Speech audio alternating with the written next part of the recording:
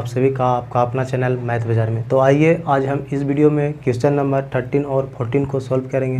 तो question number 13 में बोल रहा है दोस्त, a square surface of side L metre in the plane of the paper is placed in a uniform electric field E, जिसका unit दिया हुआ है volt per metre, acting along the same plane at an angle theta with the horizontal side of the square as shown in the figure. The electric flux linked to the surface in units of the voltmeter is। Question में हमें figure दिया हुआ है और इस figure से हमें electric flux निकालना है। तो इलेक्ट्रिक फ्लक्स के यदि कॉन्सेप्ट आप लोगों को मालूम होगा तो क्वेश्चन के पढ़ते के साथ ही आप लोग आंसर को टिक आउट कर सकते हैं। तो इसमें हम क्या जानते थे, इलेक्ट्रिक फ्लक्स हम क्या जानते थे कि number of electric field line passing through a given area is called electric flux। तो इसमें हमको देखना है इसमें क्या होता है। तो इसमें फाइव बराबर क्या होता था, E डॉट A होता था, A है यहाँ पे DA लेते थे, ठीक है।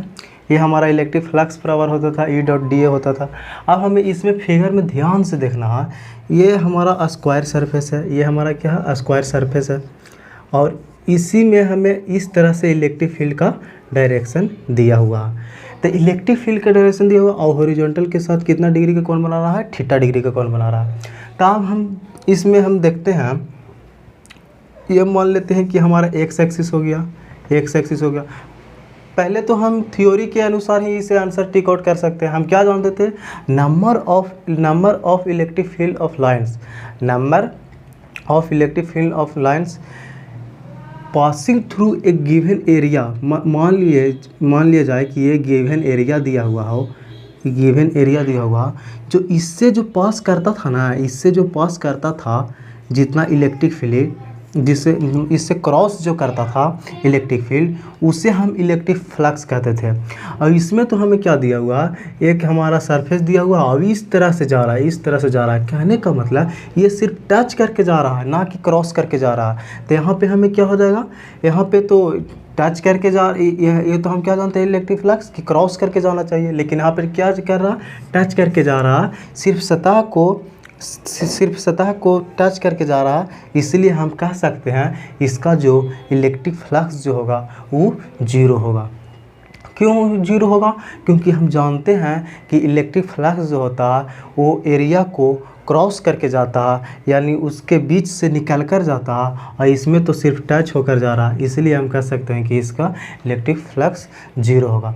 इसे यदि हम फार्मूला से सॉल्व करना चाहेंगे तो फार्मूला से भी सॉल्व इजी तरह से हो जाएगा।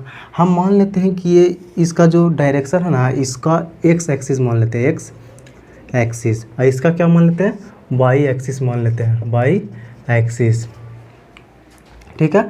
अब हमें ये तो हो जाएगा जेड हो जाता है, जेड एक्सिस हो जाता है। अब हमें यहाँ पे देखना है कि इलेक्ट्रिक फील्ड का डायरेक्शन ई साइड है।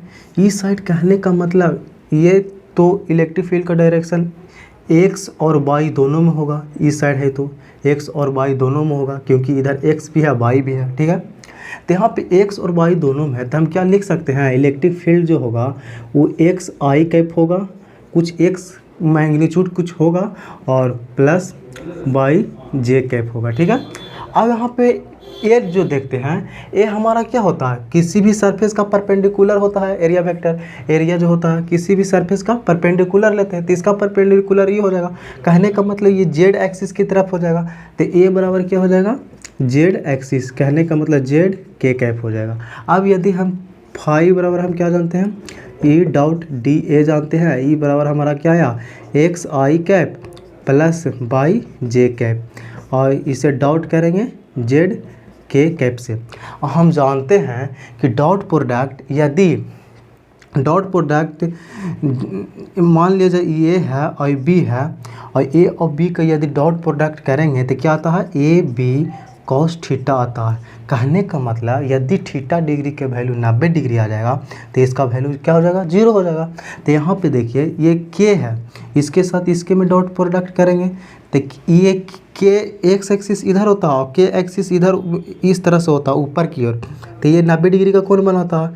90 डिग्री का कोण बनाता है, कहने का मतलब इसका 0 हो जाएगा। फिर वाई और के है, तो 22 डिग्री ये हो गया और के हो गया ये साइड, तो यहाँ पे भी 90 डिग्री का वैल्यू 0, तो यहाँ पे किसका फाई का वैल्यू क्या हो जाएगा 0। तो इससे भी फार्मूला से भी हमें आंसर क्या मिल गया 0, और थ्योरी से तो ऐसा ही पता चल रहा था, सिर्फ फिगर से ही पता चल रहा था कि इसका आंसर 0 आएगा। तो अब आइए दोस्तों क्वेश्चन नंबर 14 को करते हैं। तो क्वेश्चन नंबर 14 में बोल रहा है a square surface of side L metre is in the plane of the paper, a uniform electric field E जिसका यूनिट दिया हुआ है volt per metre also in the plane of the paper is limited only the half of the square surface. The electric flux is SI unit associated with the surfaces.